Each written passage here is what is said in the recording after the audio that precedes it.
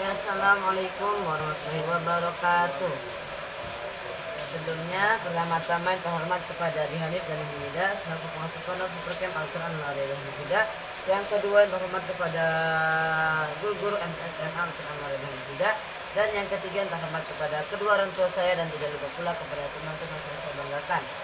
Nah, jadi di sini saya akan mempresentasikan tentang bab toharoh. Apa itu toharoh? Toharoh menurut bahasa artinya itu adalah bersih atau suci. Sedangkan menurut istilah toharoh itu adalah bersih dari kotoran. Nah, jadi kita itu bertoharoh itu wajib apabila dalam situasi tertentu. Nah, kemudian dalam hadis Nabi ya, pokoknya dalam hadis Nabi itu basuhlah mukamu dengan air, kemudian kedua tanganmu sampai siku, dan ini tentang berwudu. Nah, apabila kamu pesakit maka pakai debu bisa. Nah, pokoknya itu pokoknya di Islam itu sangat mementingkan kebersihan, sehingga dalam beribadah pun kita harus bertoharoh, karena itu yang menentukan sah atau tidaknya kita melakukan beribadah itu. Nah, kemudian ada macam-macam toharoh. Ada toharoh lahir dan toharoh batin. Nah, kemudian ada pula alat-alat yang bisa dipakai toharoh. Alat-alat yang bisa dipakai toharoh itu yang pertama adalah tanah. Maksudnya tanah itu adalah seperti debu-debu seperti itu. Nah, kemudian ada pula air mutlak. Nah, air mutlak ini adalah air yang belum tercampur sesuatu. Nah, jadi misalnya itu seperti air yang ada di keran mengalir deras, air yang ada di keran, kemudian air contohnya itu seperti air embun, air salju, air hujan yang sudah di langit, belum kejatuhan sesuatu. Nah, kemudian ada pula air sumur dan lain-lain. Kemudian ada pula batu yang biasanya dipakai untuk bersuci juga. Nah, kemudian yang kedua ada najis. Apa itu najis? Najis itu adalah sesuatu kotoran yang keluar dari tubuh manusia maupun tubuh hewan. Nah, najis ini najis itu adalah sebuah kotoran.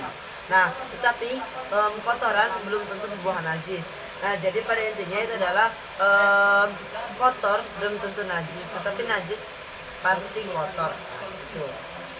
Nah, jadi apabila kita kejatuhan najis, sholatnya itulah, maka apabila kita kejatuhan najis, maka kita melakukan sholat itu pun tidak sah. Misalnya ketika kita melakukan sholat dan kita memakai pakaian yang terkena najis, maka itu tidak sah. Atau misalnya pakaian kita sudah suci tetapi tempatnya itu terkena najis, maka itu tidak sah. Kemudian ada pula lain-lain contohnya. Nah, kemudian ada pula macam-macam najis. Macam-macam najis yang ada 3. Yang pertama itu ada najis mughaladzah, ada najis mutawassithah, dan ada najis mukhaffafah. Apa itu najis mughaladzah? Najis mughaladzah itu adalah najis yang berat. Contohnya itu seperti air liur anjing atau air liur anjing. Bagaimana sih cara membersihkannya? Cara membersihkan najis mughaladzah yaitu adalah dengan menggunakan 7 kali basuhan menggunakan air, yang salah satunya itu adalah menggunakan debu. Nah, kemudian yang kedua ada najis mutawassithah. Najis mutawassithah yang dibagi menjadi, yaitu adalah najis yang sedang. Nah, najis mutawassithah dibagi menjadi 2. Yang pertama najis ainiyah dan najis hukmiyah. Najis ainiyah ini adalah suatu najis yang terlihat baunya, rasanya dan warnanya. Sedangkan najis hukmiyah ini adalah sesuatu najis yang tidak terlihat baik bau, rasa, dan warna. Nah, bagaimana cara menghilangkannya? Yaitu dengan cara menghilangkan bau, rasa, dan warna najis tersebut. Misalnya ada telek. Nah, kemudian kita cara membersihkannya itu adalah menghilangkan teleknya. Kemudian kita itu juga harus menghilangkan baunya, menghilangkan rasanya, dan menghilangkan warnanya. Nah, kemudian ada pula yang ketiga najis mukhaffafah. Itu adalah najis yang dimaafur. Najis mukhaffafah ini contohnya itu seperti najis air kencing laki-laki yang belum berumur 2 tahun atau yang masih minum ASI. Nah, itu cara membersihkan itu adalah dengan percikan.